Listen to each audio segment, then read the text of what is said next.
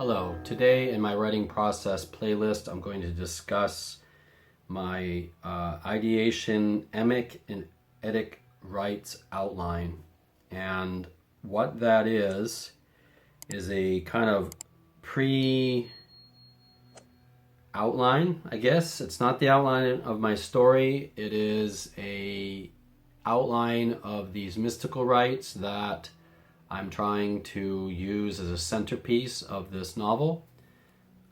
So let me get into what that actually means and we'll discuss it. So the second and third acts of my novel are going to have this timeline of events, is the best way to put it.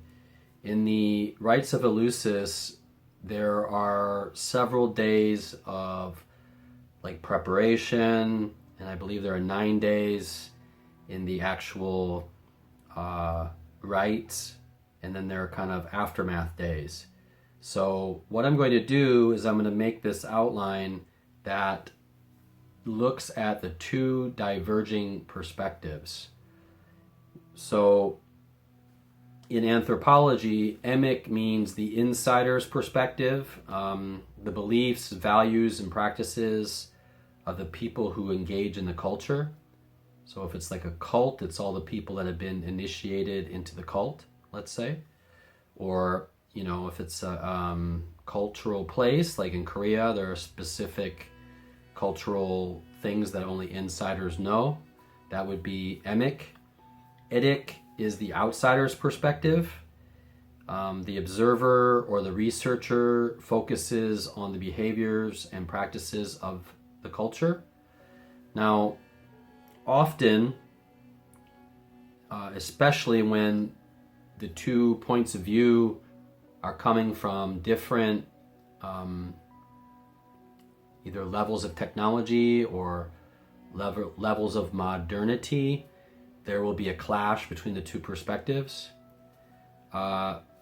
So I'm going to show you a bit about what I'm doing with this, and then we'll discuss it. Okay, so here is my Word file for the Emic and Etic Rites outline. And as you can see in the top, I just did that to remind myself. But basically what I'm doing is I did a bunch of research on these rites, and I created an outline of the different stages, let's say. And I'm trying to break it down to make it easier for me to build my actual story outline. So, you know, they have the Greek names of the month and stuff that this is happening. But what I do is I have the purpose of it, and that will be here. And then I'll have the kind of Emic point of view and the Etic point of view, which is more from my character's point of view, my protagonist's point of view. And then it'll say like what the activities are. And yeah, I mean, I just go through this and try to find the Emic version of how they see it, and then how he would see it. And I don't know the character yet. I'm still trying to get to know this character, so a lot of it is vague, but I kind of know the outline of my story in my head. So this will probably change as I build the story more, but right now I'm just getting a kind of general idea, and you know, it moves into the greater mysteries, and this lasts for 9 days.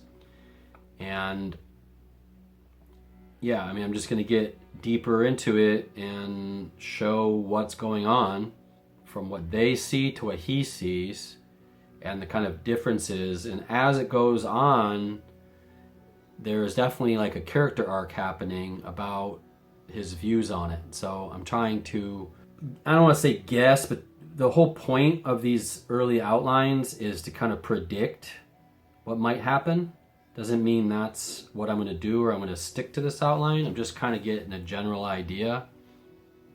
But yeah, I mean, there's several days, so every day there's these different things happening.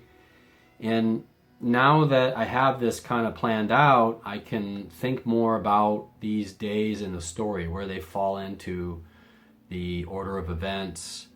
Some of this has even given me ideas that I hadn't thought of previously.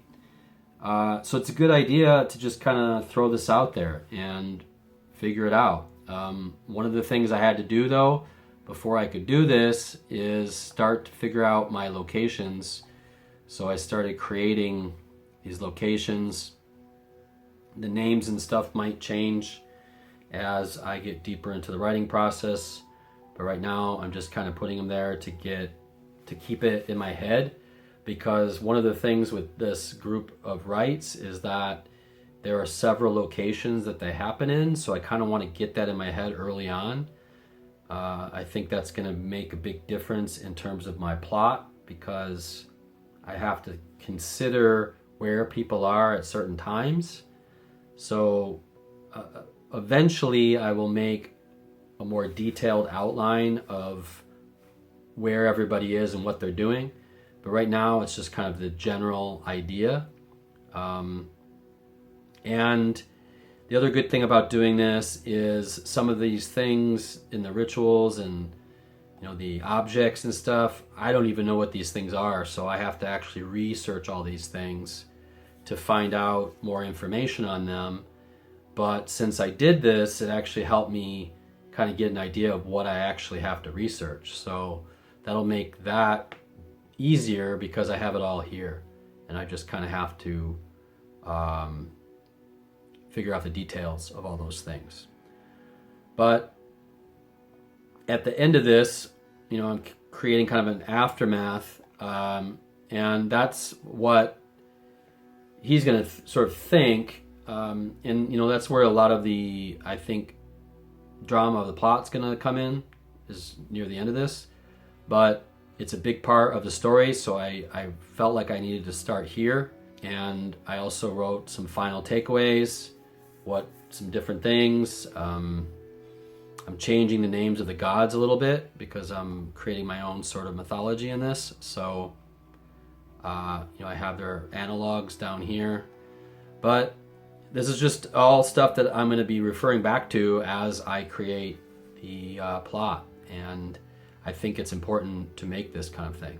So I will make several of these for different purposes. But there's no right or wrong way to do these. They're just kind of like tools to help you figure out the basics of what you're trying to pull off as a writer. But why should I make them? I mean, why not just make one outline and go from there? Well, I think the beauty of these is it helps you wrap your head around a singular idea or a theme or a mystery or something that is almost under your story or the backbone. And like I said before, these are predictions, they're not maps.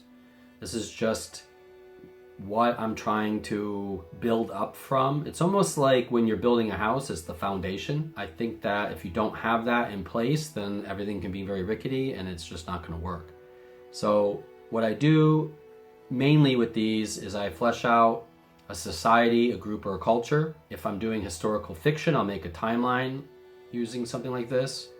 If I want to try to talk about a complicated scientific process, I might outline it this way, or a mystery and its twists and turns, especially if it's not specific to the protagonist or a character, then I might create an outline for the mystery, outlining the hero's journey, which can often be separate from the story, especially if you have multiple characters, and maybe a character's past, what happened to them before your plot. And perhaps there's some kind of secret behind the scenes that you need to sort out before you can even write anything. I'll get to the hero's journey down the line.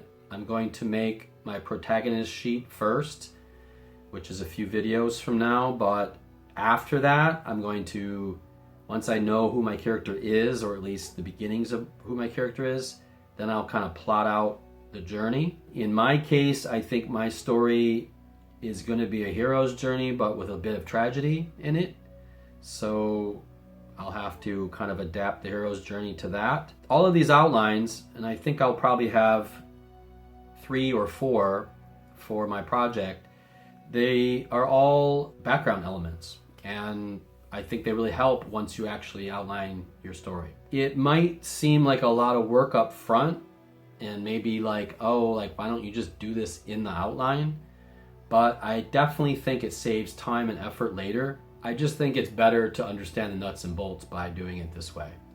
I'm sure other writers might beg to differ with me, but in my experience so far, I think the more I have planned before I actually start writing, the better I can write the story. So that's about all I got. My next video is going to be me talking a bit about my mystery outline. The story is going to have a lot of elements of noir in it, so I want to kind of make an outline similar to the one I just made, but for this mystery. So that will be my next video, and then the following one will be my protagonist sheet.